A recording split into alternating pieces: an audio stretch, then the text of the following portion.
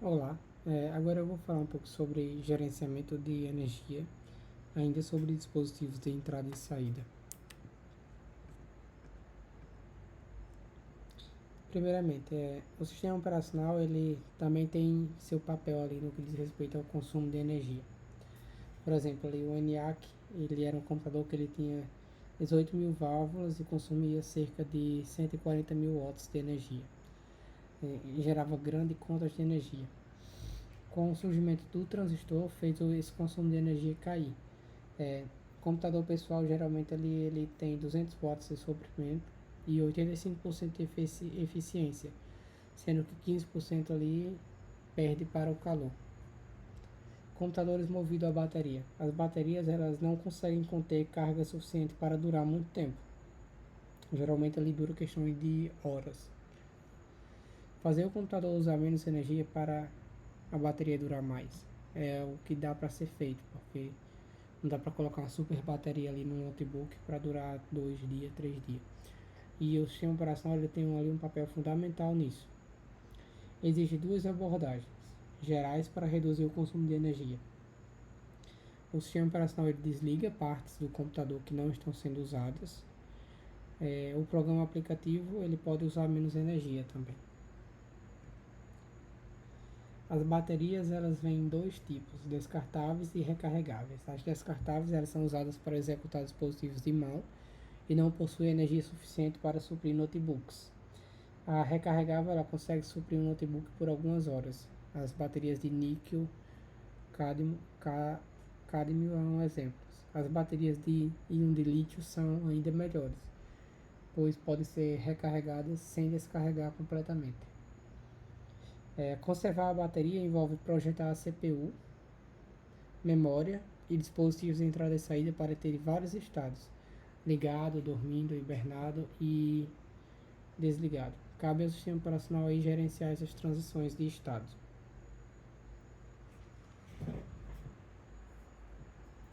O consumo de energia de várias partes de um notebook: a tela 80 e 68% em 1994, já em 1998 baixou para 39%, a CPU 12% e em 98 subiu para 18%. E esses são os números.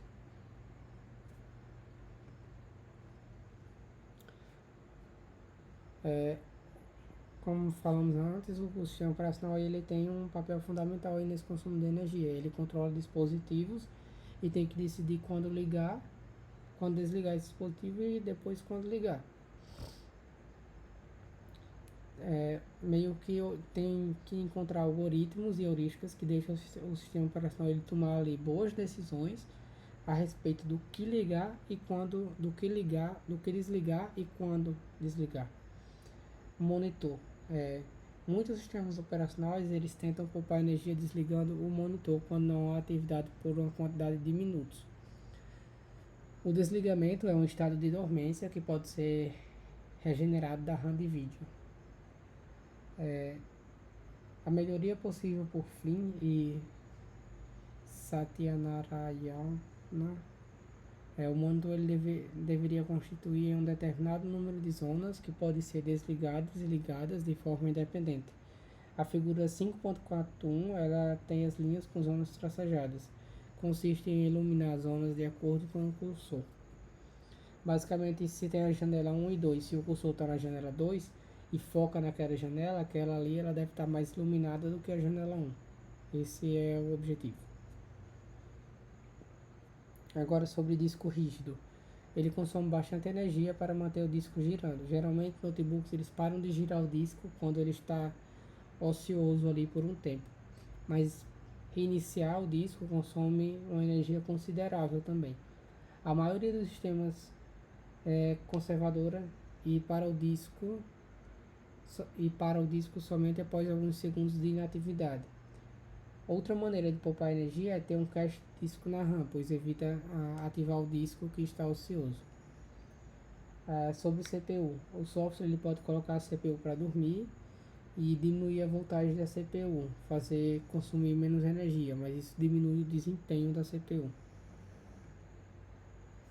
A memória, O cache ele pode ser esvaziado para poupar energia. E uma opção mais drástica é escrever os conteúdos da memória principal para o disco e então desligar a memória. Comunicação sem fio, um exemplo, a conexão à internet. Os transmissores e receptores de rádios necessários são muitas vezes grandes consumidores de energia.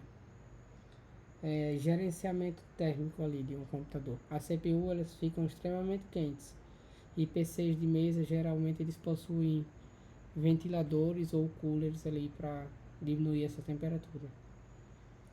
O notebook e o sistema operacional ele tem que monitorar a temperatura. O SO ele pode ligar o ventilador ou reduzir o consumo de energia, reduzindo a luminosidade da tela, por exemplo. Agora sobre gerenciamento de bateria.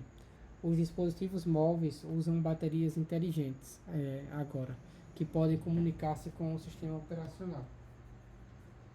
Alguns notebooks eles têm múltiplas baterias. Quando o sistema operacional detecta que uma bateria está prestes a se esgotar, ele deve desativá-la e ativar outra graciosamente, sem causar nenhuma falha durante a transição.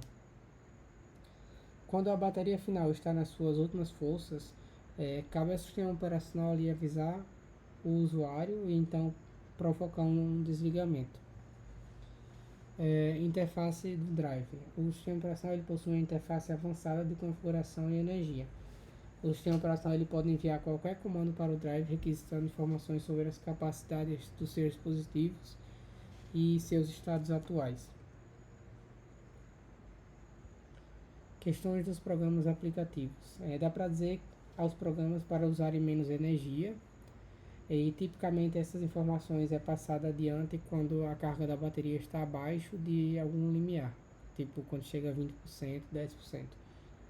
E degradar o desempenho para estender a vida da bateria ou manter o desempenho e arriscar ficar sem energia. Isso é uma questão bem pertinente. Aqui são as referências e é isso.